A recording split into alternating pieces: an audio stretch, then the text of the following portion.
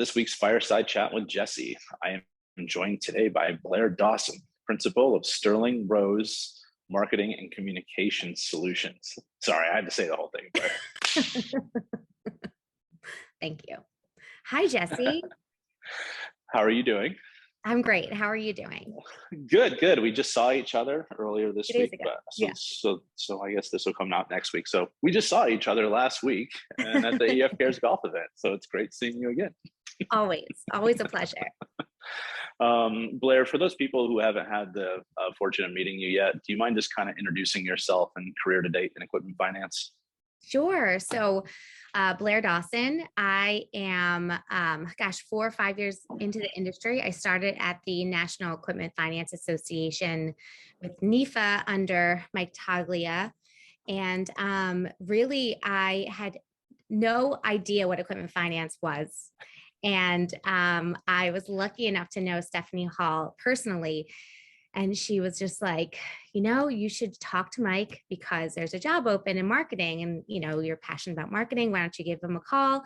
And I did. And, the rest was history. And I'm very thankful for that introduction. But I was at NEFA for about 2.5 years, doing their marketing and events, the conferences there.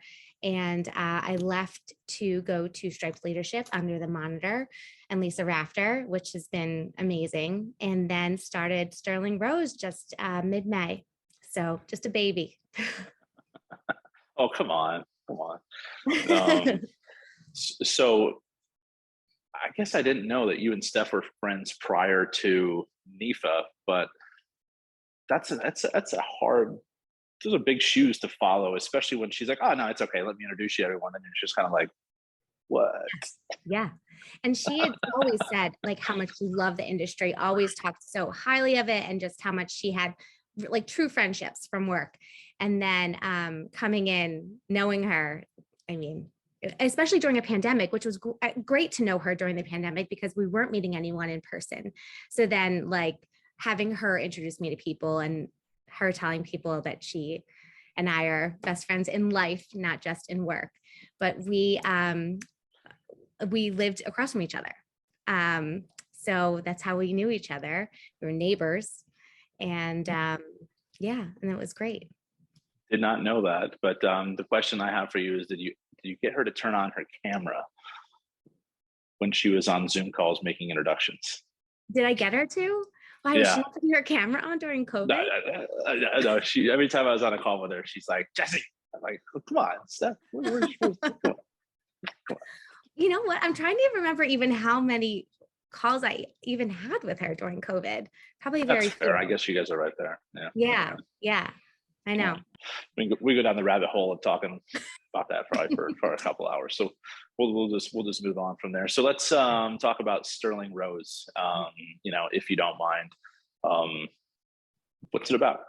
Yeah. So I guess I am about 2.5 months into this organization, I guess, or call it consultancy that I created to do marketing and, brand strategy, website refreshes and development. But I had a passion for marketing and it's always been something I've loved. And I saw an opportunity in the industry to jump in and, help people out. I think because I'd been on so many committees, so many different marketing committees, I realized that there was a need. But it was scary to take the leap and get in there. But I don't know what you're talking about. Everyone has an awesome webpage.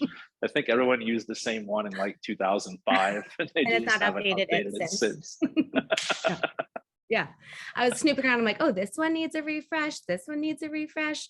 But I think just like in my prior positions, I was so lucky to meet so many people in the industry. So I felt like even though I was going out and taking like a leap going out on my own, my contacts were really like my friends in the industry were the reason why I did it. When I was on like the edge of doing it and not sure if I should. I had so many people kind of give me that push. And I had someone, you know, like people like Hollis coming to me and saying, you know, here's some of the contracts I use, like, or like, here, like, let me help you. Like Amy Wagner, I remember her saying to me, she's like, are you kidding? Get out there. Like, just kind of give me that little extra push. And of course, you know, Stephanie and you, just was great to have such an amazing net of people to give me that push, but also know that they were there to support me and guide me in whatever I needed. Yeah, I mean, it's always difficult. I mean, I went back through that process in, late last year. Yeah. And it's like, oh, what do you mean I don't have the security of that steady paycheck coming in here every 2 weeks? And it's Yeah. like that fear of going out. And it's like, can I do this? Can I do that? And it's like, yeah, you can do that. And I've seen what you've been able to do and the different branding stuff that you've created for EF Cares, and the graphics that you do. Or everyone's like, who does your graphics? I'm like, Blair does graphics. She's been doing the graphics forever, but people just didn't know that. So, Yeah. No, that's awesome. And congratulations on the success that you've had, in the first couple months, Blair. Yeah. Thank you. It's been exciting. Was there any other pushes that kind of made you wanted to go out, and do this? Yeah. So I would say, so when I was working for Stripes Leadership, I essentially went through the program 3 times. So I got the benefit of taking the assessments and going through everything 3 different times. Plus, Lisa was so generous in connecting me with a coach, a professional coach, and that was just incredible. And I always recommend that to everyone if they're able to. But in going through Stripes, we have some really amazing assessments, and one of them showed me how risk adverse I was. And I don't know. I always thought I was like a little bit of a risk taker, but clearly Blair, it's risk before 10 p.m. Okay. Maybe I always thought of myself as a risk taker, but maybe it's just before 10 p.m. I'm not. Yes. So I learned that. And I was like, okay. So talking to my coach, I'm like, so apparently I'm like risk adverse. I take very, very calculated risks that I know I can achieve and never, never take the leap. And she said to me, what would be the scariest thing that you could ever do? And what's kind of unimaginable? And I said, starting my own company would be terrifying because there's just like so much risk of failure, and the failure publicly, failure in front of my peers, all of it, which is like the scariest thing in the world for me. And she's like, why wouldn't you do that? And I just said, like, I don't know. I didn't have a good enough reason. And then just kind of went back through all the Stripes curriculum and going through everything. And it was lingering in the back of my mind, like, is this something I could do? Like, could I really go out on my own? What would this mean for me, for my family, all of it? And I talked to Lisa, who is like the ultimate entrepreneur. She just is just the hardest working human being I've ever met in my life. And I said to her, like, what do you think if I were to go out on my own? And she was like, are you kidding me? She's like, I support you 110%. Like, get out there, tell me what you need. Let's plan to do this. So take your time in leaving Stripes so that you can get all of your ducks in a row and then get out there and do it. And she was my biggest cheerleader and just an incredible person and mentor. And she's doing it all and was, there for me too. So I would say that's kind of the push I needed. No, that's awesome. And so what types of projects are you currently work on, and do you currently work on, and I guess what do you like to do for clients? Yeah. I would say right now I'm doing a lot of brand strategy, a lot of digital stuff. So graphics, a lot of presentation decks and slide decks, which I love. It's like my very favorite thing to do. As long as you don't have to give me the automation stuff where it's like I have to click it in the wrong one. No. We're beyond that, Jesse. Okay. No, but I like all of that kind of stuff. I love website refreshes, and I've even done a few websites recently, from nothing, and it's been an adventure. But yeah, a lot of kind of just general marketing, and which I love kind of people throwing me ideas like, hey, could we do this? Like, or what would you think of this? Or could we refresh this? And it's been a lot of fun. Well, and also I think event planning is something I don't know if you really enjoy doing it, but I know you can execute on it. Yeah, yeah, love event planning. I do. And we just had our golf outing, which was great and so successful. What did we have? Almost 100 people there. Yeah. Um, Yeah. yeah, so that one, Sean Arnone was a huge force there, but he and I kind of planned that one together, and all the NIFA conferences I've done, but that's kind of what I'll be doing with you and EF Cares, is helping with like the logistics side of things. And then I guess, why Sterling Rose? Yeah. So my daughter. And by the way, I see the rose behind you, by the way, Yes, just so we're clear. this is a gift from my mother. It's a very large metal group. Could you put that next to your head just to give it some depth? I mean, it's huge. It's a weapon. Keep that away from the kids. It's back here. It's for my mom. So my girls are Victoria Rose and Charlotte Sterling. So when I was thinking about different names, it kind of came together organically. And my mother-in-law called me the other day to tell me that she had sterling roses, which are a thing, in her garden growing up, and they're her favorite rose. They're like a light purple rose. Aw. Yeah. So, there's a little meaning behind it. Okay. Yeah. And of course, you probably call your kids by their full names when they're doing something correct, right? Only when they're in trouble. Although I do call my oldest daughter, I call her Rosie. That's like my name for her, is Rosie. Yeah. So, describe your passion, I guess, for marketing and branding. Has that always been something that you've done? Yeah, I have this thing where I like to make everything beautiful. Like I love interior design. I like gardening. Like I just enjoy that. So I enjoy taking ideas and making them into something. So that's kind of how I got into graphic design. I never was formally trained, and I just was like, I can figure this out. And I watched like 1 million YouTube videos. I was like, Adobe InDesign. But it was like 10 years ago now, and I haven't looked back. And it's something that like I never went to. I graduated with a marketing degree from college, but it was not in graphic design. So that's what I graduated with, and I can't do what you do. Yeah, oh yeah. Business. You're a great marketer, though. Yeah, but more like my idea of a graphic design. Like I told Jeremy like 2 years ago, I'm like, dude, draw this for me, figure out how to make this stick figure drawing and this logo and these bullet points. Yeah. He's like, it's like 12. He's like, no.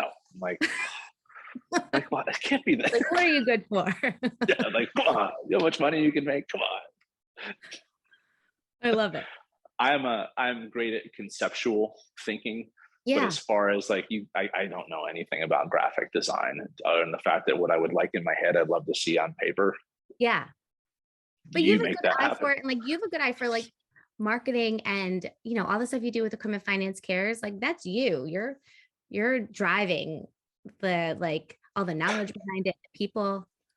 No, I get it, but I'm basically the person being like, I need you here, and then people just kind of show up, and they're like, okay, Jesse shows me a good time typically when I'm with him. Let's go have some fun. I know this won't suck, but it's like it's the stuff where people are like, okay, well, I need to get this approved. Can you show me something? Blair, help. I need help. I need you. I need help. Yeah. Yeah. They don't want to take my word for it, which I don't blame them. It's fair. It's fair. Like, all right, I'm gonna need some help here. But I feel like marketing in itself is like the user experience. So it's just creating that. So it's making sure that when they arrive at your website that they like see the whole picture, and you're always telling a story. So you want to figure out I always ask people like, what makes you, what makes your company stand out?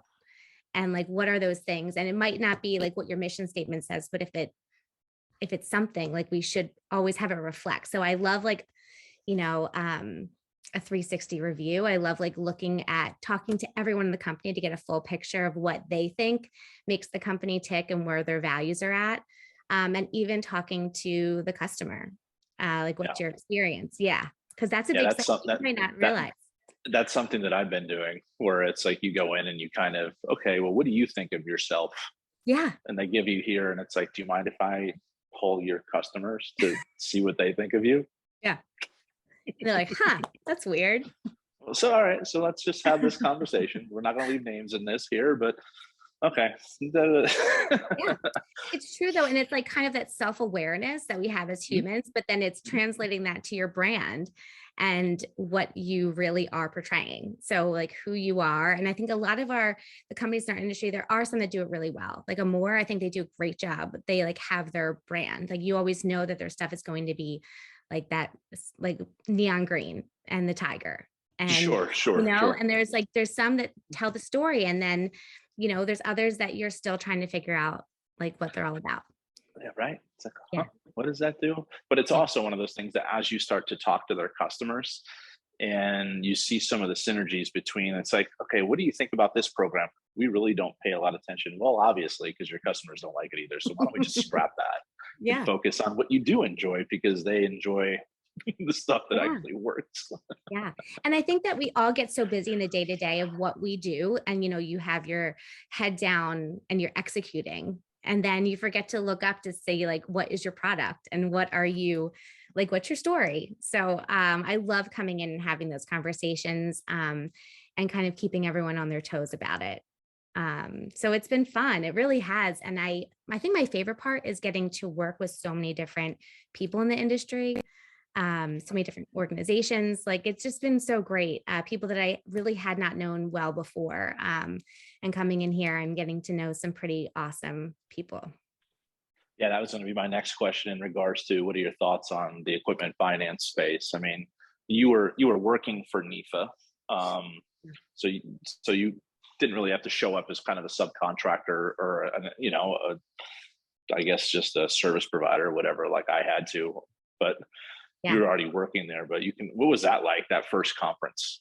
Yeah. Well, my first conference was the one we had to do virtually, because it was Mm, 2020. So that was interesting. And I met a lot of people like this, like via Zoom. So then the second conference that we had, which was in person, by the way, she Charlotte. won't leave me alone, so I wanted to say hi. I've never seen this one before. Who's that? This is Mally. She's so So cute. She's like a grumpy cat. yeah, yeah, I have cats. Sorry. Louise. Oh, um, anyhow, I love anyhow, her. back. Squirrel, like all the time. Sorry. Um, Actually, Dave Walton, from Caterpillar does an amazing talk for Stripes, and that's what he talks about. He calls it Squirrel, a career of distractions and diversions. But I thought that was so good. Yeah. Yeah. Anyway, I digress. She'll just keep trolling around next to me until I Yeah, acknowledge her. So I think she just wanted to say hi. she did. She's so cute. Jake won't let me have any cats. It's fair. No, they're addicting. Cats, yeah. It's like art. You can't just have one. Right. Tell me about your artwork in the background there. Well, we'll get to that. I want to finish the whole Okay. DIFA story and what your thoughts were when you Yes. first were like, okay, Mike, I don't know. It's Mike, Stephanie, you guys are both well connected. I've been to one of these events. Maybe it's time for me to run. Yeah. Yeah. And so by the time, let me get in here. But everyone is so connected in a way that, like, unlike any other industry I've ever been a part of, where people like truly love each other. Like they are going because they are going to enjoy themselves together and do work together. But at the core of it, people in our industry really are connected and love being together. And that is really unique. And I've experienced it like almost immediately. I have to give credit to Stephanie because she's introduced me to like 95% of people that I know in the industry, because she knows everyone. Yeah. But yeah, I've like made some really great friendships in addition to, work relationships. People I talk to like almost every day. And now I can't imagine leaving the industry. Once you get Oh, in, right? Never get same out. page. Yeah. God, Hotel California reference, but we'll just kind of move past that a little bit. Right? No singing needed. And then, on the EF Cares stuff, thank you again for all your work that you do, for the advisory council and everything, Blair. It means a lot. And, I think that kind of goes into your career pre-equipment finance, which I didn't know about until you and I first met. Yeah. So a lot of nonprofits. I started my career in working for Chamber of Commerce's. So I worked for the Southern New Jersey Chamber of Commerce and then the Philadelphia Chamber of Commerce.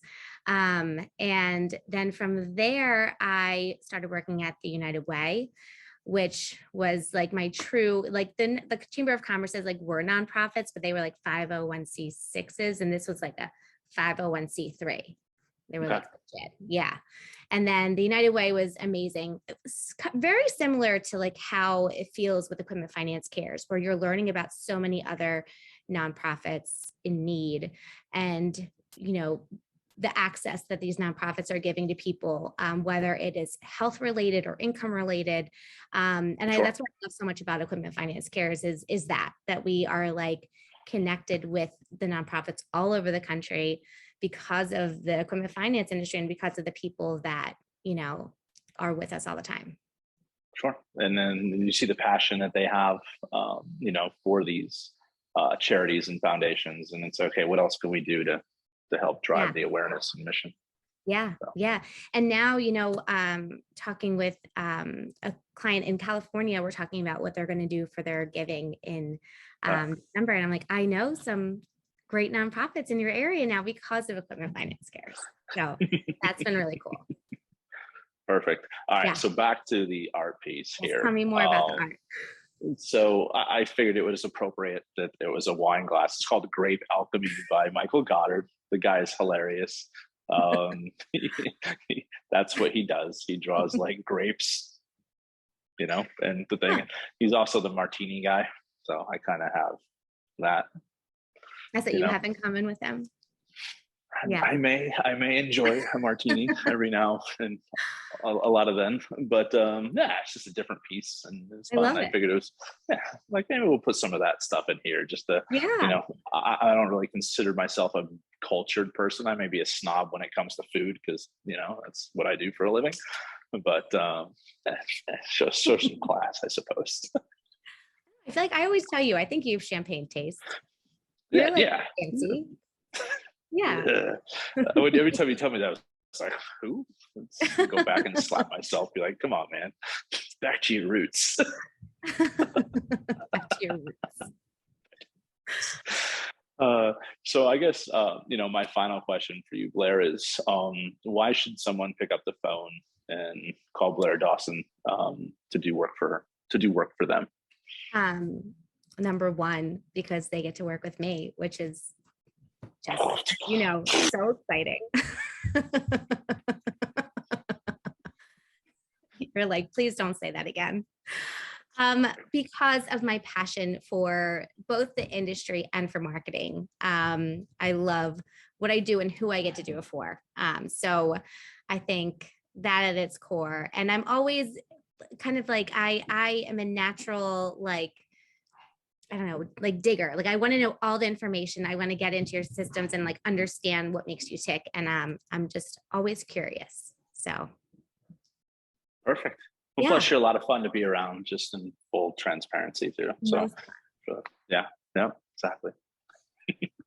You're pretty fun too, Jesse. Yeah, pre 10 p.m. Jesse. Now stay away from the guy if you see me after midnight. He's not me. Good. All right, Blair. Well, I appreciate. It's always a pleasure spending time with you. Really excited for you going out on your own and launching this. Accomplished quite a bit in the first 2 months, and can't wait to see what the rest of this year and 2024 looks like for you. Thanks, Jesse. Thanks for having me today. I appreciate it. All right, we'll talk soon. Thank you. Bye.